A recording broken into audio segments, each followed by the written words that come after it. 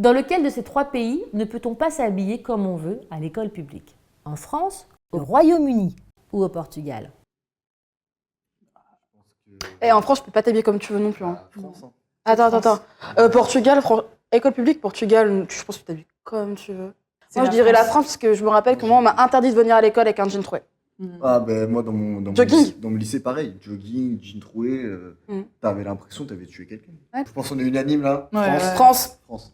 Réponse, le Royaume-Uni. Yes! Au Royaume-Uni, on ne s'habille pas comme on veut à l'école. On se demande bien comment ils ont inventé le mouvement punk. 98% des écoles publiques imposent un uniforme. En l'absence d'uniforme, il y a quand même des codes vestimentaires souvent stricts. Pas de t-shirt de foot, pas de haut à bretelles fines et pas d'inscription sur les vêtements. Donc en Angleterre, on ne peut pas s'habiller comme on veut, visiblement vous prétendiez le croire. Et en France, la question de l'uniforme est souvent posée. En 2017, c'était François Fillon qui avait remis la question sur le débat pendant la campagne présidentielle. Et plus récemment, c'est Jean-Michel Blanquer qui l'a évoqué en des termes différents. Le ministre de l'Éducation avait suggéré le port d'une tenue républicaine. Vous devez vous en souvenir, ça avait provoqué un tollé, notamment sur les réseaux sociaux. Il y avait le mouvement 14 septembre où les lycéens et les lycéennes étaient invités à venir à raconter ce qu'elles avaient vécu comme tu racontes, Inès, certainement. Oui, je me rappelle exactement mais je crois que c'était des shorts. Crop top. On avait évoqué le croc-top, Ouais. et donc il avait parlé de tenue républicaine, mais qui était selon lui une tenue de bon sens, c'est-à-dire effectivement, on ne vient pas avec un jean troué, on ne vient pas avec le nombril découvert. Ouais. En fait, on avait jugé le ministre de l'Éducation assez strict et liberticide. En fait, on se rend compte que dans d'autres pays, il n'y a pas qu'en Angleterre, il y a l'uniforme. Et en Angleterre, quand il n'y a pas l'uniforme, il y a quand même un code vestimentaire assez strict. Vous preniez la mesure de Jean-Michel Blanquer comme une mesure sexiste ou liberticide? Enfin, clairement, quand quelqu'un arrive à moitié dénudé, ça n'a rien à faire dans une école, t'es là pour apprendre. T'es pas là pour... c'est pas la Fashion Week, en fait. Ouais, mais les tenues vulgaires, comme par hasard, c'est que les tenues des meufs. Ouais, c'est ça. Il n'y a pas de tenue vulgaire chez les mecs. Les mecs, ils peuvent arriver avec des cols V jusqu'au nombril et personne ne leur dit rien. Non, les shorts sont interdits chez les garçons. Ah, les shorts. Oh, bah c'est bon, on est sauvés alors, si les shorts sont interdits. Alors, moi, l'uniforme, honnêtement, c'est pas une proposition dans des programmes. L'uniforme, ça me dérange. J'ai vu ça sur Élise. Et moi, l'uniforme, franchement, petite section, genre primaire, maternelle, collège, pourquoi pas? Finalement, en France, on s'habille quand même plus comme on veut qu'en Angleterre. Évidemment. Ah bah c'est pas évidemment non, parce que la réponse n'était pas évidente. Maintenant que tu m'as appris tout ça, oui. Bah moi, je suis pas du tout d'accord parce que je trouve qu'en Angleterre, autant... En fait, ça dépend, on s'habille où, pareil. Ouais, parce qu'en fait, en Angleterre, et on le voit, les Anglaises, elles ont pas du tout le même style que nous. Et les Anglais aussi, hein. Parce que du coup, ils sont super... C'est assez rigide à l'école. Et du coup, dehors, quand ils sortent, elles sont maquillées de ouf, elles sont habillées assez fou et tout. Et alors que du coup, les règles qu'on impose en France à l'école, elles finissent par atteindre qui tu es en dehors de l'école. Du coup, t'oses plus mettre de petites jupes, t'oses plus mettre de crop top parce qu'on te dit que c'est vulgaire, parce qu'on te dit que t'as pas le droit de le faire, alors que les Anglaises, elles vont le faire en dehors. Ah bah oui. Donc il y a une vraie séparation entre qu'est-ce que c'est à l'école et comment tu t'habilles à l'école et comment tu t'habilles en dehors. Après, l'uniforme en lui-même aussi, il pose des problèmes. Dans plein de pays où on porte l'uniforme, on est là genre, est-ce que ça veut dire quoi uniforme? Ça veut dire que les filles, elles doivent porter des jupes et les garçons, ils doivent porter des pantalons? Est-ce que ça veut dire que tout le monde peut porter un pantalon? Est-ce que tout le monde doit porter une chemise? Est-ce que les filles portent des cravates et pas des cravates? Tu finis par créer encore plus des normes, enfin des nouvelles normes de genre et tout, qu'il n'y avait pas avant quand tu pouvais t'exprimer librement. Donc je suis pas sûre que... À moins qu'on dise, bah, tout le monde c'est pareil, tout le monde en t-shirt, tout le monde en pantalon noir. Bleu marine, on est à l'école hôtelière.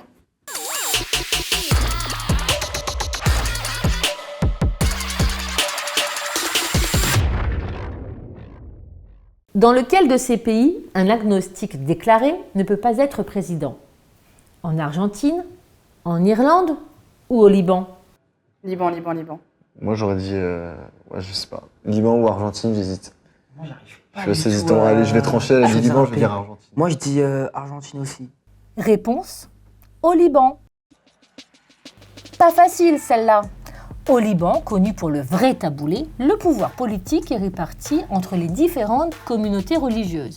Sur les 18 communautés religieuses, 3 d'entre elles monopolisent les postes clés. Le président de la République est chrétien maronite, le Premier ministre est musulman sunnite et la présidence de la Chambre des députés est musulmane chiite. Voilà, donc le pouvoir est réparti entre 3 communautés. À chaud, comme ça, que vous inspire cette répartition et cette organisation? Ah, faut forcément que ça soit... Chaque religion a en fait une... À son poste. Voilà. Clairement. Ouais, oui, c'est complexe quand même. Ouais. Et imaginons que t'as quelqu'un d'une autre communauté qui est vachement plus compétent. Ouais, tu c'est fais ça comment en fait. Ça fait très film Certes, divergent. Tu bloques l'accès au pouvoir à des Ouais. personnes qui pourraient faire du pays un truc de malade et Ouais. non. Ça veut dire qu'en fait, les chrétiens, par exemple, ils ont accès aux plus gros postes. Ouais. Puis même, attends, c'est pas bien parce que du coup, t'es sur un pays où t'as plusieurs communautés et ça veut dire qu'en fait, t'as que des personnes de confession catho, tu vois, ou Ouais. chrétienne du coup, qui se proposent aux élections, tu vois. Et du coup, toi, imaginons t'es musulman dans ce pays-là, enfin, tu te vois dans personne au final, Ouais, entre moi, guillemets, jamais. tu vois. Je pourrais jamais être président. Bah Ouais. non, mais ça d'une Ouais. part. Et Et même, tu sais, tu vas voter pour quelqu'un qui en fait peut-être représente pas. te représente pas tout simplement. Puis surtout, en fait, tu mets surtout une religion au-dessus de Ouais, non mais oui. Et du coup, les juifs, ils ont quoi? Ils ont pas de pouvoir. Bah ouais, non mais c'est ça, tu fais comme ouais, non mais ouais. Ton appartenance religieuse en fait est Ça totalement dirige ta vie. indépendante de tes compétences à toi, tu vois. C'est comme si par exemple t'es brun, t'es forcément nul en maths. Ouais, c'est Genre ça. vulgairement c'est ça, tu vois. Mais c'est vraiment comme le film Divergente, hein, vraiment. C'est t'appartiens à une section, et bah soit tu choisis une autre section et t'aspires à devenir plus haut dans la classe sociale, soit tu restes dans ta section mais tu seras bas dans ta classe sociale. Il y a des références. Je sais pas, ceux qui l'ont vu, ils comprendront. Moi, je l'ai vu, j'ai compris. Je l'ai pas vu, je peux pas te dire.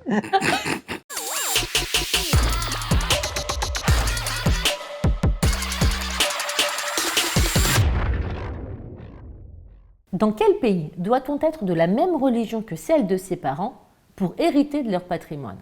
En Algérie, au Brésil ou aux États-Unis? Ah, cette question est compliquée.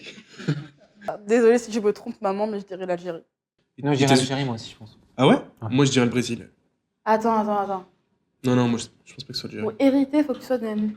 Ouais, c'est le Brésil, je suis presque sûr à 100%. Me tromper m'étonnerait beaucoup. Réponse, en Algérie. Ok. En Algérie, pile poil, là, selon l'article 138 du Code de la famille, celui qui renonce à l'islam ne peut hériter d'un parent musulman. Dans les faits, cela est peu suivi car peu de gens renoncent publiquement à l'islam. Ça empêche la liberté de culte. Ouais. Les La conversions. liberté de conscience, j'ai envie de De dire. conscience aussi, bah oui. Ouais, c'est clair, pour moi, il y a on ne distingue pas deux choses qui devraient être à distinguer entre, choisir sa religion et bénéficier du coup du patrimoine de ses parents. Et donc là, on est vraiment sur une question où filiation et religion vont de pair. Est-ce que il n'est pas question de se dire si on est choqué ou pas, mais est-ce que vous entendez là qu'on ne peut pas, c'est-à-dire qu'on n'a pas le choix de choisir sa religion, et si on décide de faire le choix de quitter sa religion de naissance, et ben là on perd son héritage. On est vraiment dans la question de la liberté de conscience. On n'est plus dans la liberté de religion là, qui fait partie de la liberté de conscience. Et là on est vraiment, on ne peut pas penser autrement finalement que ses parents. Même si on est... Si on change de religion, même si on arrête d'être... si on se dit plus musulman, athée, Ça veut dire quoi, que t'es moins que rien ou moins que quelqu'un dans la famille parce que t'es pas musulman? Pour moi, voilà, c'est tout mélanger, religion et héritage. Encore, le mariage et la religion, bon, il y a un petit lien, on pourrait le comprendre, mais héritage et religion, pour moi, c'est vraiment tout mélanger à la religion, et voilà. Ouais, et même justement, même si on élargit un peu la problématique, même si on veut faire des revendications sociales contre l'héritage, bah là on est empêché parce que c'est la religion qui légitime l'héritage, donc c'est un peu, même d'un point de vue social, moi je suis un peu opposé.